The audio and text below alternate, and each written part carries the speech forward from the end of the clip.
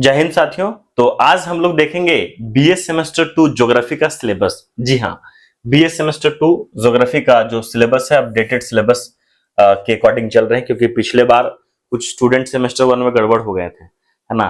तो आप निश्चित रहिए, दीप वे क्लासेस के साथ आप जुड़े रहिए। आपको अपडेट सिलेबस, अपडेट हर एक चीज अपडेट करने का प्रयास करूंगा। बिल्कुल अपडेट रहिएगा हमारे साथ, ठीक है। तो पेपर का नाम है ह्यूमन ज्योग्राफी। तो फटाफट से देखते हैं कि क्या पढ़ना है इसमें ह्यूमन ज्योग्राफी में। अगर हम लोग मार्क्स की बात करते हैं तो थ्योरी और प्रैक्टिकल दोनों करना होगा, क्योंकि आप जानते हैं कि ज्योग्राफी में थ्योरी और प्रैक्टिकल दोनों होता है ना। और मैक्सिमम बच्चा प्रैक्टिकल के चलते भाग जाता है कि ना ज्योग्राफी नहीं लेना है। ये मैंने नोटिस किया, लेकिन प्रैक्टिकल तो प्रैक्टिकल होता है, बहुत मजा आता है इसमें, है ना। प्रैक्टिकल के पहले मार्क्स की बात कर लेते हैं। तो ये जो इसमें मार्क्स का डिस्ट्रीब्यूशन है वो एक है आपका 15 मार्क्स का, जो कि इंटरनल है। अब 5 मार्क्स जो है वो अटेंडेंस पर है, साथ में स्टूडेंट टीचर बिहेवियर पर भी इंक्लूड होता है।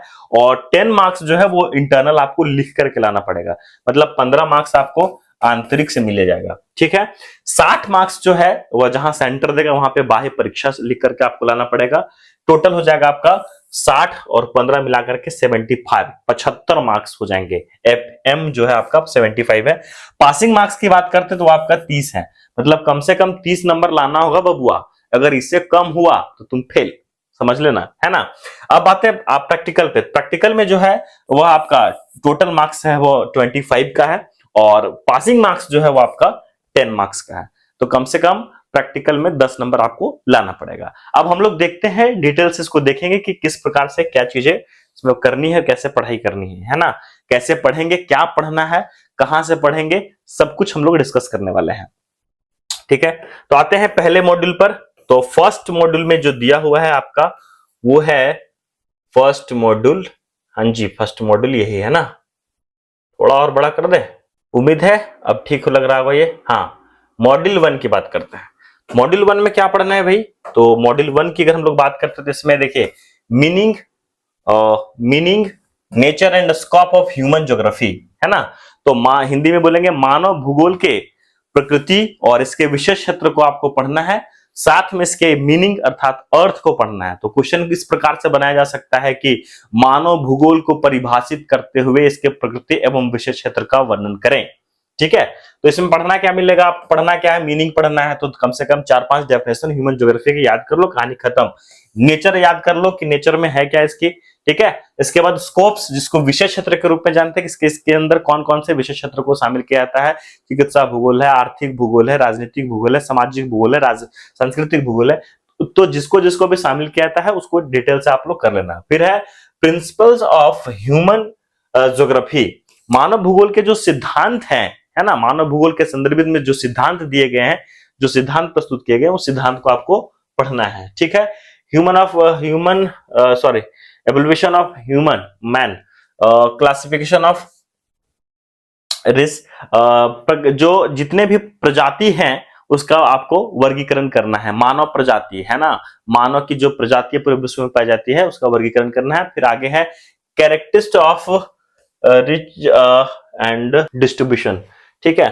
तो इसका मतलब है कि पूरे विश्व में जहां कहीं भी मानव प्रजाति का जो डिस्ट्रीब्यूशन पाया जाता है, वितरण पाया जाता है, तो किस आधार पर पाया जाता है, कितना पाया जाता है, वो आपको डिस्ट्रीब्यूट करना है। कुल मिलाकर के इतना याद रख लेना बाबू इसमें कि एक आपको प्रिंसिपल पढ़ लेना है। दूसरा, पहला क्वेश्चन में तो यही आपका निपट गया यहां से यहां तक में। दूसरा क्वेश्चन ह्यूमन ज्योग्राफी का क्लास ये प्रिंसिपल पढ़ लेना। और तीसरा क्वेश्चन जो इसमें बन रहा है वो है आपका प्रजाति, मानव प्रजाति पढ़ना है। और मानव प्रजाति की इसकी विशेषता को देख लीजिएगा, पूरे विश्व में कहां कहां डिस्प्रेटेड है, कहां कहां पर ये पाए जाते हैं, कहां कहां पर ब्रॉड रूप से पाए जाते हैं, इसको आपको पढ़ लेना है। तो मॉड्यूल 1 का कहानी खत्म हो गया। मॉड्यूल 2 की बात करते हैं। मॉड्यूल 2 में है ह्यूमन एडेप्टेशन टू इन्वायरमेंट।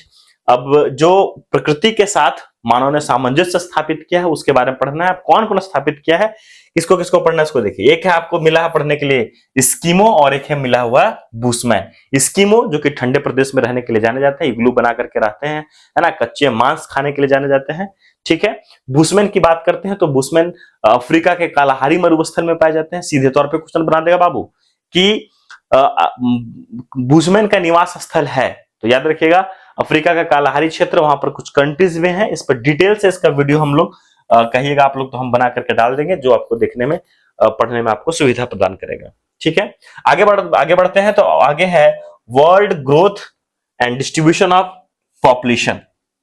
ठीक है, तो पूरे विश्व में जनसंख्या का क्या वितरण पाया जाता है, किस प्रकार से वितरण पाया जाता है, और उसका ग्रोथ किस प्रकार से हो रहा है, वृद्धि कैसे हो रही है, ये आपको पढ़ना है।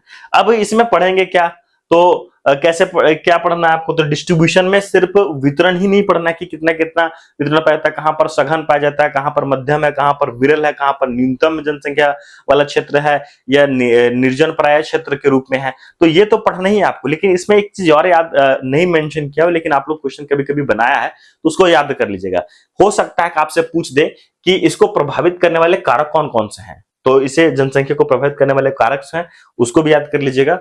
फैक्टर जो इसको इम्पैक्ट कहते हैं, वो इम्पैक्ट करते हैं, उनको भी आपको याद रखना है। जैसे फिजिकल फैक्टर हो गया, सोशल फैक्टर, इकोनॉमिकल फैक्टर है, पॉलिटिकल फैक्टर है ना, भौतिक कारक, सामाजिक कारक, सांस्कृतिक कारक, आर्थिक कारक, ये जो कारक होते हैं जनसंख्या को प्रभावित करने वाले, उसको भी आप लोग याद कर लीजिएगा। बस इतना याद कर लीजिए इसमें, इससे ज्यादा इसमें टेंशन लेने की जरूरत नहीं है।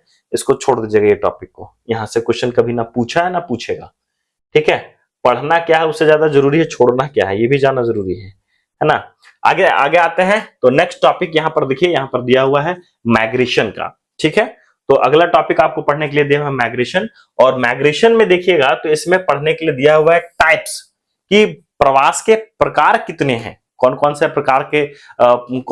प्रकार के प्रवास होते हैं, ये पढ़ना है। दैनिक प्रवास है, दैनिक प्रवास है, अस्थायी प्रवास है, मौसमी प्रवास है, तो इसको पूरा क्लासिफिकेशन आप ध्यान में रख लीजिएगा, यहां से क्वेश्चन आपका बनने की संभावना है।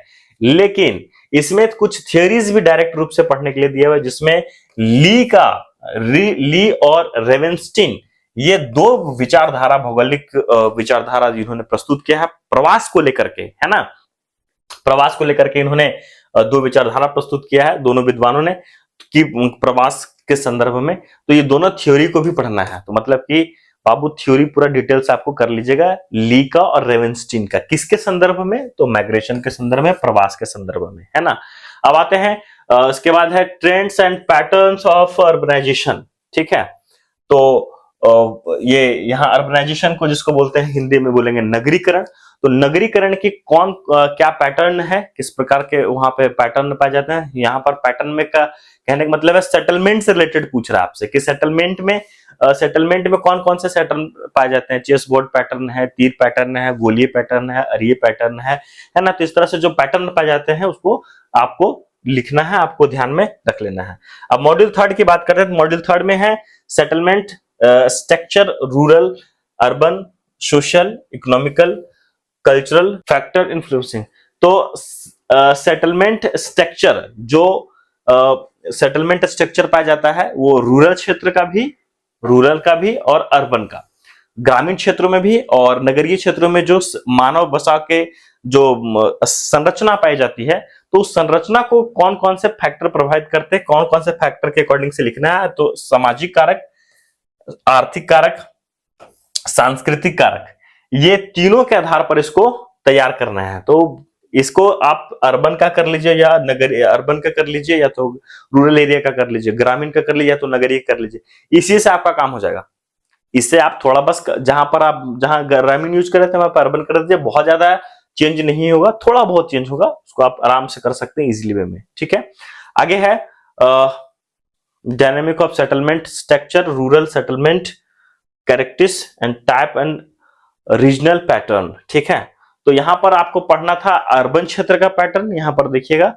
तो रूरल सेटलमेंट के संदर्भ में आपको पढ़ना है कि ग्रामीण क्षेत्रों में जो जनसंख्या पाई जाती है उसकी क्या विशेषता पाई जाती है, इसके क्या प्रकार होते हैं। ग्रामीण क्षेत्रों में जो जनसंख्या पाई जाती है वो कितने प्रकार की जनसंख्या पाई जाती है, सेटलमेंट्स पाए जाते हैं रूरल सेटलमेंट, और उसके पैटर्न क्या होंगे। तो पैटर्न भी जो होगा वो अर्बन क्षेत्र का और नगरीय क्षेत्र का लगभग मिलता जुलता होगा। मैं ये नहीं कहूंगा कि हूबहू एग्जैक्ट मिलेगा, लेकिन लगभग मिलता जुलता मिलेगा। उसके लिए परेशान नहीं होना, तो एक आध का याद कर लीजिएगा, बाकी काम हो जाएगा आपका, है ना। बहुत ज्यादा टेंशन लेने की जरूरत नहीं है। अब आते हैं मॉड्यूल 4 पर। तो आप सभी जान रहे हैं कि जो नया सिलेबस है उसके अकॉर्डिंग से ये चेंज कर दिया गया है कि अब आपको क्या पढ़ना है ना। तो उसमें उसी के अकॉर्डिंग से, ये पहले सिलेबस ऐसा होता था, जब पहले के सिलेबस होते थे तो उसमें प्रैक्टिकल और थ्योरी को इंक्लूड करके दिया जाता था, वही चीजें फिर से हो चुकी हैं। अब इसमें प्रैक्टिकल की बात करते हैं तो मॉड्यूल 4 आपका प्रैक्टिकल, और प्रैक्टिकल में आपको 3 यूनिट देखना है। पहला यूनिट पर बात करते हैं, तो पहला यूनिट है आपका बार डायग्राम, ठीक है। बार डायग्राम जिसको हिंदी में बोलते हैं दंड आरेख, ठीक है। तो दंड आरेख में है पढ़ने के लिए दिया हुआ सिंपल, मल्टीपल, कंपाउंड, ये 3 बार डायग्राम होते हैं, तीनों को पढ़ना है आपको, ठीक है। साधारण दंड आरेख, उसके बाद बहुदंड आरेख और एक मिश्रित दंड आरेख, ये 3 दंड आरेख होते हैं, ये तीनों को पढ़ना है। तो आराम से जाओ यहाँ पे दीप वे, जो कि आपका ऑफिशियल चैनल है दीप वे का, सर्च करोगे, क्योंकि अभी आप जो वीडियो देख रहे हैं वो दीप वे क्लासेस पर है ना, देख रहे हैं, लेकिन दीप वे एक और चैनल है, इस पर जाइए, आप वहां से इन सारे चीजों को देख सकते हैं। वहां प्लेलिस्ट में जाइएगा, प्लेलिस्ट में जाकर के ज्योग्राफी प्रैक्टिकल देखिएगा, प्रैक्टिकल में घुसिएगा, सारा वीडियो मिल जाएंगे। उसी में आपका पाई डायग्राम, जिसको सर्कल डायग्राम कहते हैं, वो भी आपको वहीं पर मिल जाएगा, ठीक है। तो ये सिंपल, मल्टीपल, कंपाउंड और पाई डायग्राम, ये 4 चीजें आपको बनानी है, जो कि बहुत आसानी से आप बना सकते हैं, बिल्कुल आसानी से, ठीक है।